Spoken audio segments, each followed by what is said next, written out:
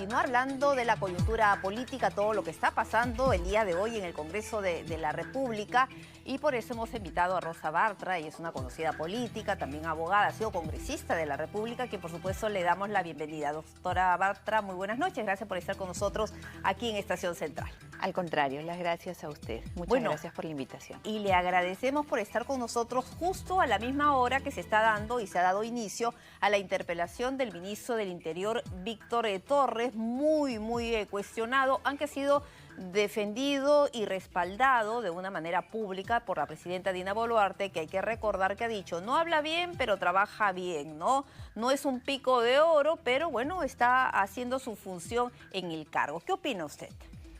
Creo que la señora Dina Boluarte tampoco es pico de oro, lamentablemente, para usar su metáfora, ¿no? Esa defensa tan coloquial que ha hecho de su ministro del Interior, tratando de justificar la poca facilidad de palabra que tiene el ministro del Interior y comparando eso con los resultados que está dando, entonces debería habernos presentado resultados. Y tampoco los hay. El ministro carece de liderazgo en su sector, que es un sector muy sensible.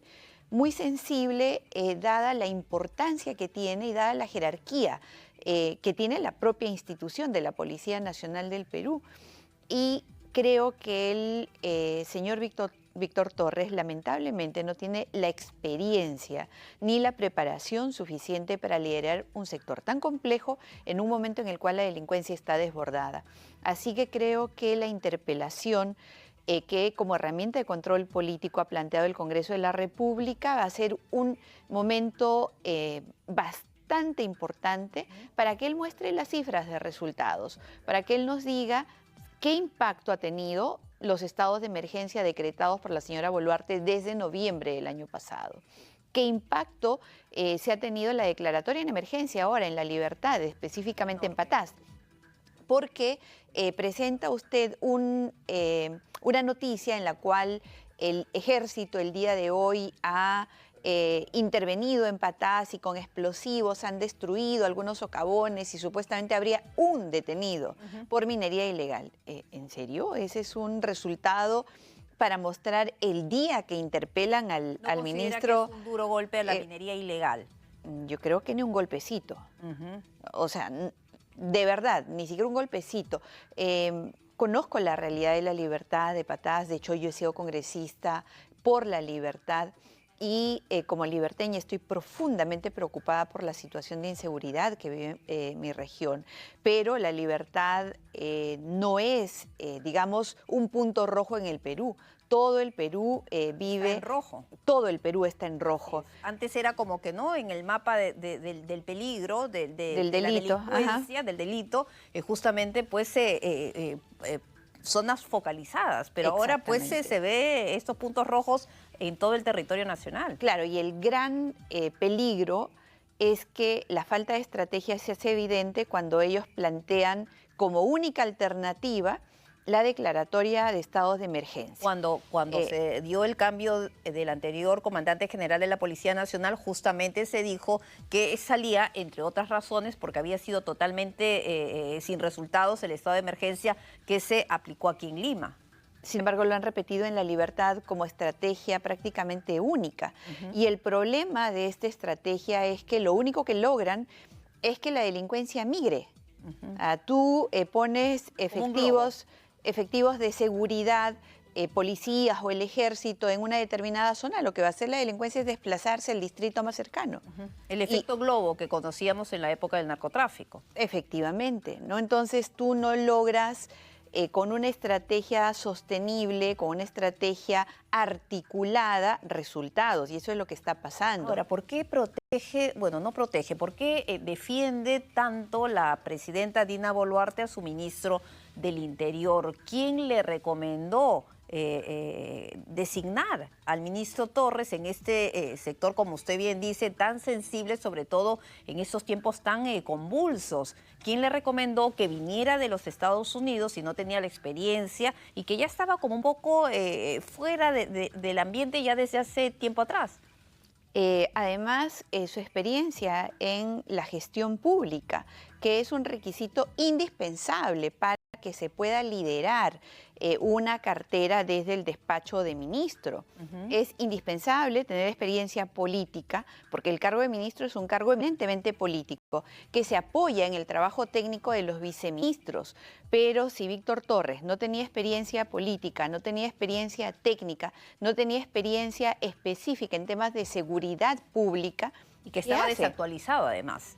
Desactualizado de todo el ejercicio de la función y desactualizado además de la situación tan particular que vive nuestro país, que tiene violencia delincuencial por la hora, exactamente, que tiene crimen transnacional, que tiene el crimen por parte de los extranjeros, colombianos, ecuatorianos, o sea, es realmente lamentable. Toda la ruta del narcotráfico que tiene de cocaína, de amapola y ahora ya también de drogas sintéticas, todo el problema derivado de la minería ilegal. Es una papa caliente. Es que tenemos problemas muy complejos en muchos sectores. Entonces, traer a alguien y, yo insisto, ser conductor de Uber, ser un chofer de taxi, es un trabajo digno. Y no se le cuestiona a Víctor Torres por ser un chofer, por haber sido, antes de ser ministro, un chofer de Uber en Estados Unidos. Esa información? Ese está en el historial de, eso es lo que hacía el ministro Torres antes de venir a ocupar el puesto que ocupa. No es que la presidenta lo desconocía. Yo creo que la presidenta siempre se vanagloria de ser absolutamente intolerante con la corrupción. Y lamentablemente el primer acto de corrupción que se comete es aceptar un puesto para el cual no estás preparado, o aceptar un puesto para el cual no estás preparado. Es allí donde empieza la corrupción, porque tu falta de conocimiento, de experiencia, el expertise para los temas que te convocan va a ser lo suficientemente malo como para que todo a tu alrededor funcione mal. Es el primer momento, es el primer acto de corrupción que se comete. Y eso es algo que no entiende la presidenta y los demás integrantes del gabinete ministerial.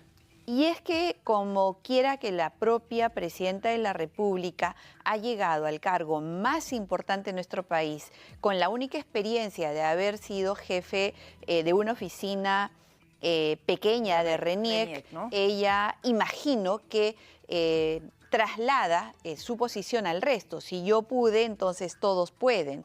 Pero es que ella no puede. Y si ella fuese lo suficientemente sensata y responsable para ejercer el cargo que le cayó del cielo, ¿qué tendría que hacer? Tendría que designar a gente mucho más preparada que ella. Pero parece que no se da cuenta de eso y entonces si yo puedo, entonces cualquiera puede y está cometiendo muchísimos errores en la designación de sus ministros. Ahora, ¿qué tan vulnerable ha quedado tras la salida del expremier Alberto Tarola?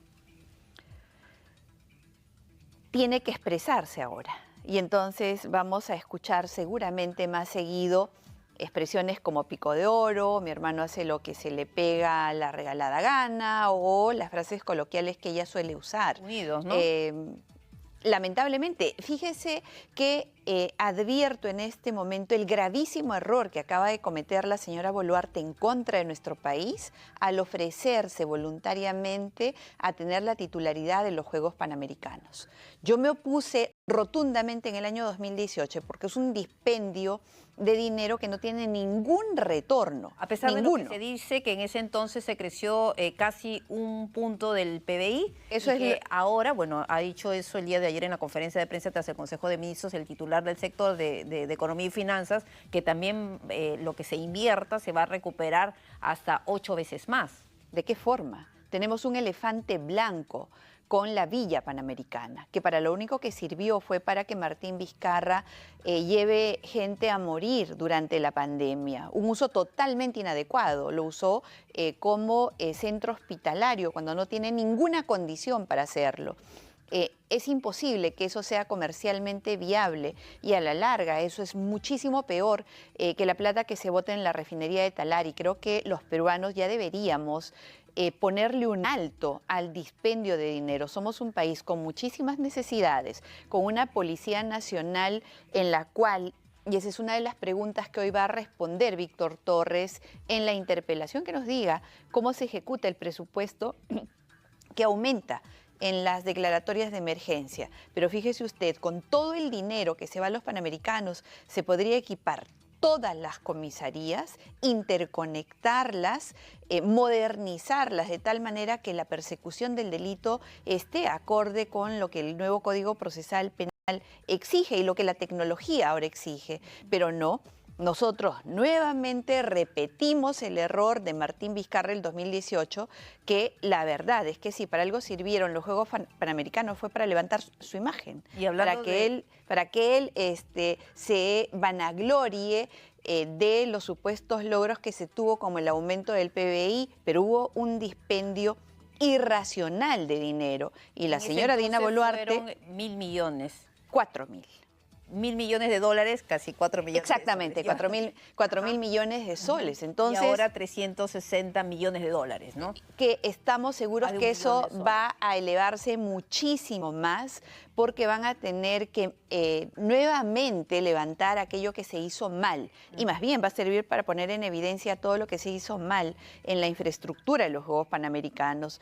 Es inaceptable y creo que incluso podríamos retroceder en una decisión que no nos trae nada positivo. Ahora, hablando de Martín Vizcarra, y lo comentábamos antes de la entrevista, el Pleno del Congreso ha aprobado esta acusación constitucional por el caso Richard Swing, ¿no? Por esta contratación irregular, y bueno, que todos lo tenemos perfectamente en nuestras memorias, entre el 2018 y 2020, y que se fueron al agua prácticamente 165.000 soles. Creo que más allá de el dinero que se fue al agua, porque Martín Vizcarra ha gastado y ha tirado muchísimo más dinero en su actuación frente al COVID, que es algo por lo cual espero que algún día responda. Más que eso es el aprovechamiento del Estado para beneficiar a personas no preparadas y cercanas a ti. Creo que eso se ha repetido ahora con el señor Alberto Otárola, por ejemplo. Usar el Estado para beneficiar a tus amiguitas, a tus amiguitos, es algo que debería sancionarse. Y creo que el Congreso demoró demasiado tiempo. De hecho, cuando se conoció lo de Villa... ¿Por qué demora tanto? Y eso es lo que se pregunta con la experiencia que tiene como excongresista. ¿Qué pasa en el Parlamento? Este es un ¿O son parlamento... estos intereses que hay ocultos? Este parlamento es el que está demorando, en especial en la sanción política. Es un Congreso que recién ahora lo vemos interpelando, recién ahora, que le ha dado cheque en blanco a la señora Dina Boluarte al punto de hacerla creer que nadie la va a tocar y que ella puede tomar las decisiones de designación o de destitución como le pegue la regalada gana, tomando sus propias expresiones. Esta es la primera vez que vemos a un Congreso, por lo menos presencialmente ya, expresando el control político o ejerciendo el control contra político. 4 ministros, además, ¿no? Y Cultura, Interior hoy día, y también Transportes y Comunicaciones y Energía y Minas. Pero hemos esperado estar no al borde del abismo, sino cayendo al abismo para que el Congreso reaccione. Igualito ha sido con las denuncias constitucionales a Martín Vizcarra. Es increíble que lo de Richard Swing recién se sancione ahora, o que los temas tan emblemáticos como el de los robasueldo recién hoy día se haya tenido una sanción y que esta se haya hecho... En el caso de la congresista Cordero Yontay, ¿se refiere el de Mochasueldo? Exactamente. Pero que tuvo que ser reconsiderado. De reconsideración, porque increíblemente había sido blindada por sus colegas y realmente yo estuve atenta viendo todo el debate y me causaba una enorme indignación al escuchar de qué manera la protegían. Los argumentos de defensa, ¿no? Y un argumento de defensa que creo que nos ha ofendido a todos ha sido, todos o muchos han hecho lo mismo y no los han sancionado, entonces ¿por qué la vamos a sancionar a ella, no? Más bien, en lugar de ponerse en el otro lado y decir, bueno, vamos a ver de qué manera podemos hacer para sancionar a todos. Efectivamente, porque creo que no hay crimen más grave que aquel que un representante, un padre de la patria, alguien que por este llamado de la Constitución debe ser tu voz, le robe el sueldo al trabajador, que es sagrado, ¿no? Además, Entonces, en este caso que era tan evidente, habían testimonios, chats, grabaciones de la propia parlamentaria diciendo, bueno, ya cobraste, vamos al cajero, vamos al cajero. sí, y llama la atención también la forma en la que han desagregado la votación, es decir, votación para suspender en funciones, votación para inhabilitar, no votación para formar causa penal.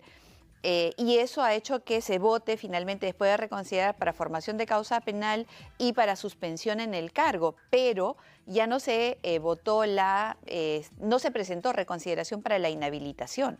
Entonces, ¿Eso qué significa? Que ella podrá ejercer en el futuro cualquier cargo.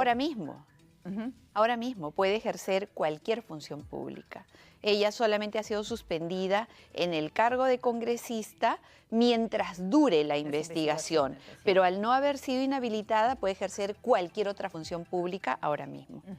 Ahora, ¿cómo ve este Congreso? Ya ha adelantado algo, ¿no? Usted ha sido parlamentaria y ¿cómo ve todo lo que vienen aprobando día tras día, los retrocesos que dan justamente, por ejemplo, en el tema de las reformas electorales, las reformas políticas, que debieron incluso darle un impulso, pero ha pasado todo lo contrario, las reformas en el sector educación. Ya estamos viendo cómo se está retrocediendo en tantas cosas en este Parlamento. Y uno no sabe qué intereses hay ocultos. El problema de la reforma política es que la que se aprobó por imposición de Martín Vizcarra en el 2018, que presentó un paquete de reformas políticas, electorales y de justicia buscando su perpetuación en el poder. Y eso es algo de lo que se ha hablado muy poco. Tuve el honor de presidir la Comisión de Constitución en su momento, justamente en la oportunidad en la que Martín Vizcarra presenta todas estas reformas. Y nosotros las tomamos muy en serio. Las debatimos con un trabajo muy concienzudo y todo fiscalizado por la población, porque creo que no hubo un Congreso más fiscalizado que aquel del que tuve el honor de formar parte y que tuvo que ser muy fuerte para decirle que no a muchas cosas a Martín Vizcarra en un momento en el cual él tenía una popularidad de más del 90%. Tanto así que estando a punto de relacionar a Martín Vizcarra con los escándalos de Odebrecht a través de sus empresas. Él cierra el Congreso el día que su hermano estaba citado a la Comisión de Fiscalización. Eso no se nos debe olvidar. Entonces, para ahí Martín Vizcarra planteó una serie de reformas, muchas de ellas, repito, buscando perpetuarse en el poder.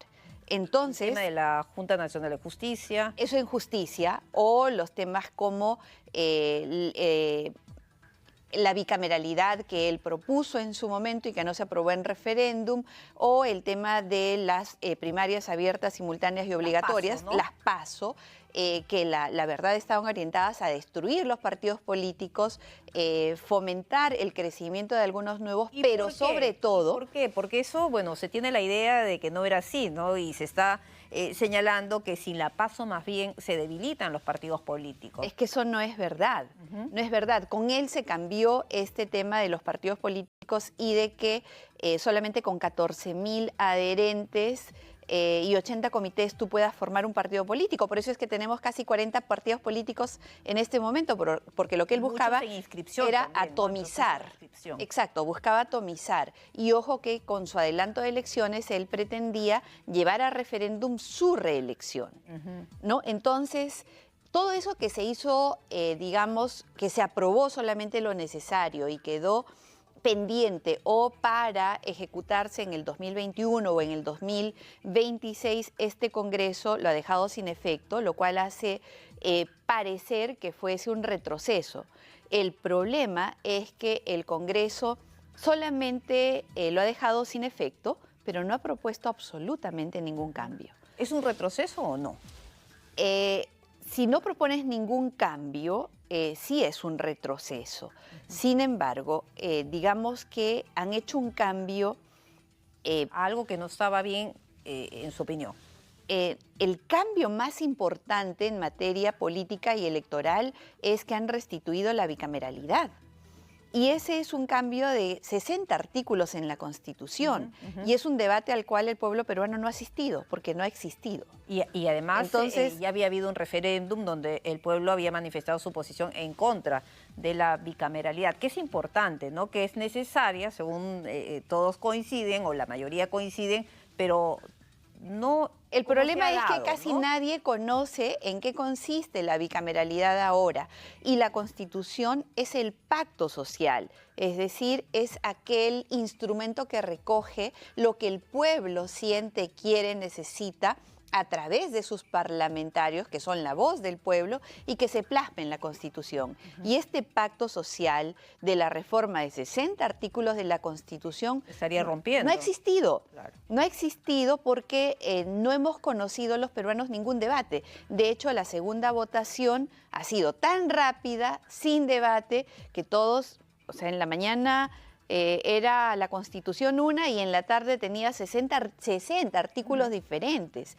Y creo que esto debió haber sido... Bicameralidad con reelección, además, ¿no? Hay quienes señalan que ellos están más preocupados en el tema de la reelección inmediata que en la bicameralidad.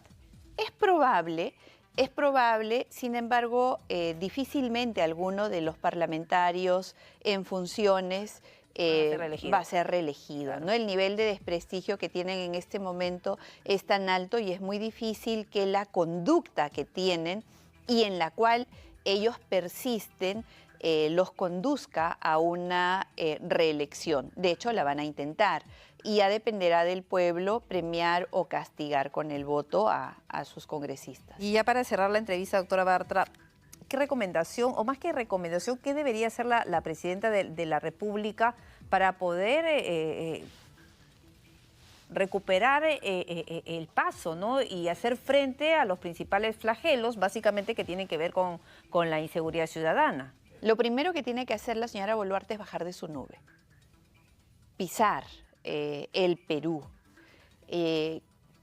La desconexión que tiene ella con la realidad se hizo patéticamente patente en su visita a Ayacucho y el haberse expuesto a una población tan sensibilizada a lanzar caramelos.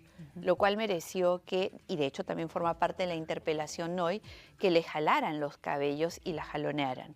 A la primera autoridad del Perú no se le puede de ninguna manera faltar el respeto de esa forma, pero ella lo buscó. Y eso es parte de su desconexión con la realidad. Y parte de esa desconexión son estos relojes, roles que se están denunciando, porque eso es una información en base a las fotografías de las páginas oficiales del Ministerio del MIDIS y de la Presidencia de la República, que tiene la presidenta y que los muestra en las diferentes actividades, incluso en una que tiene que ver con el tema de la pobreza y la reducción de las brechas. La presidenta está absolutamente desconectada.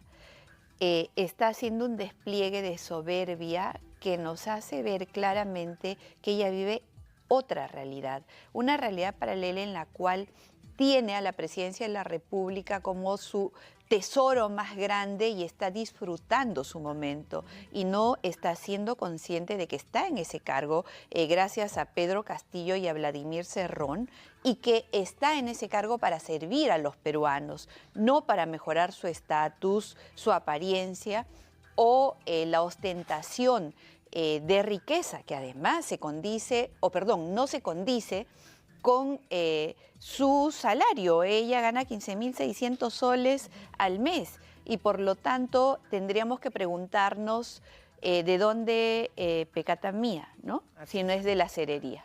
Doctora Bartra, muchísimas gracias por haber estado con nosotros. Al contrario, las gracias a usted.